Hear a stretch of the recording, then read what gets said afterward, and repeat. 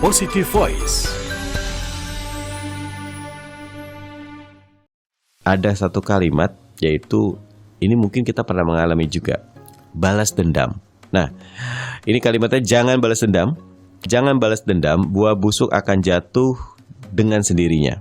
Ya, begitu juga dengan orang yang berhati busuk. Suatu hari nanti mereka juga akan jatuh dengan sendirinya. Nah, ini jadi kalau ada orang yang tidak suka dengan kita, orang yang memusuhi kita, orang yang selalu membuat mereka sinis dengan kita, ya sudah, biarkan saja. Yang buruk-buruk itu pasti akan jatuh dengan sendirinya. Seperti tadi, ada pohon, ya, ada pohon punya buah, buahnya busuk, ya sudah, nanti juga kalau busuk akan jatuh sendiri. Artinya kalau sekarang ada orang yang tidak suka dengan kita, menghina kita dan sebagainya, jangan kita lawan. Kalau kita lawan, kita akan sama aja gitu. Kita malah tidak akan bagus melawan sesuatu yang seperti itu. Lebih baik ya sudah, kita cukup cooling down saja, kita diam saja.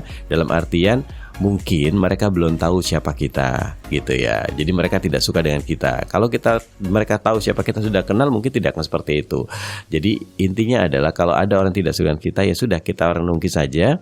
Kita introspeksi diri saja, apa yang mereka tidak suka. Kalau yang mereka tidak suka itu tidak benar, ya sudah, mungkin mereka tidak tahu dengan kita. Kalau mereka katakan itu benar, ya sudah juga. Itu untuk motivasi diri kita agar kita berubah menjadi lebih baik gitu ya. Tidak harus marah.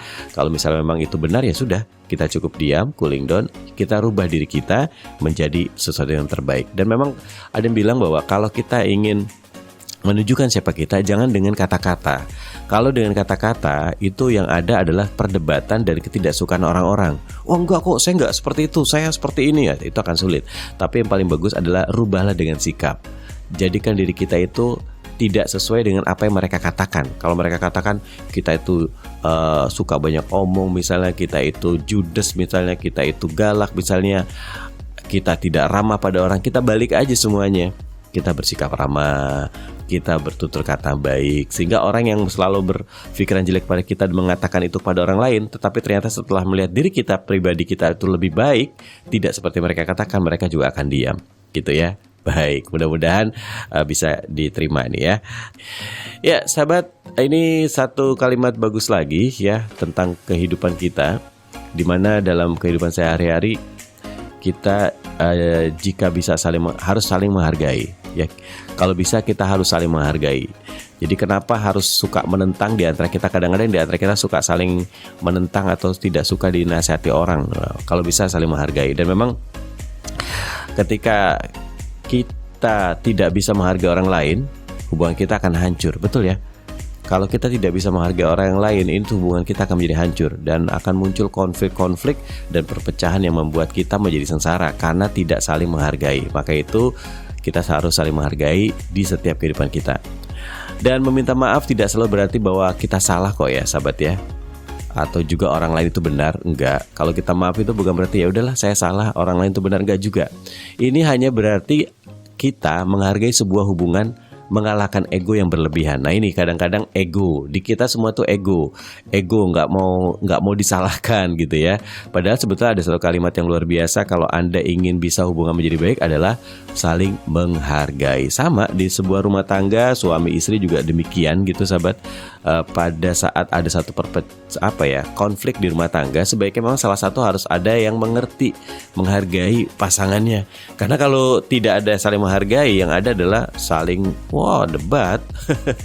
Ayah sih sebegitu, mama sih begitu, akhirnya udah nggak bakal bisa bagus dalam sebuah rumah tangga. Kemudian jika harapan seseorang diturunkan hingga titik nol, orang akan benar-benar menghargai semua yang dia miliki saat ini. Nah, jadi arti di sini kita tidak tidak berlebihan lah gitu ya. Kita berpikir kalau saya seperti itu juga seperti apa ya rasanya. Jadi kita kalau udah gitu bisa menghargai orang lain gitu ya. Dan menghargai dan merasa senang atas keberhasilan orang lain berarti meningkatkan harkat diri sendiri. Kalau kita ada orang lain yang sukses, ada orang lain yang bahagia, ya kita dukung, kita merasa senang juga, kita merasa bahagia juga. Karena kalau kita merasa senang dan atas kesenangan orang lain, maka sebetulnya kita meningkatkan harkat diri kita juga. Suatu saat kita pun akan dihargai orang lain ya. Baik, itu dia sedikit beberapa kalimat-kalimat tentang menghargai. Dan jangan pernah sakit hati ya bila Anda sering diremehkan orang lain. Jangan pernah sakit hati jika kita diremehkan orang lain, tapi sakit hatilah bila kita tidak mampu menghargai orang lain. Itu boleh sakit hati. Jadi kalau Anda gak dihargai, ya sudah, seperti yang dikatakan gitu, buah apel ya sudahlah, nanti jatuh sendiri kalau sudah busuk gitu ya. Jadi jangan pernah sakit bila Anda diremehkan orang lain, tapi sakit hatilah bila Anda tidak mampu menghargai orang lain. Itu yang paling sakit hati.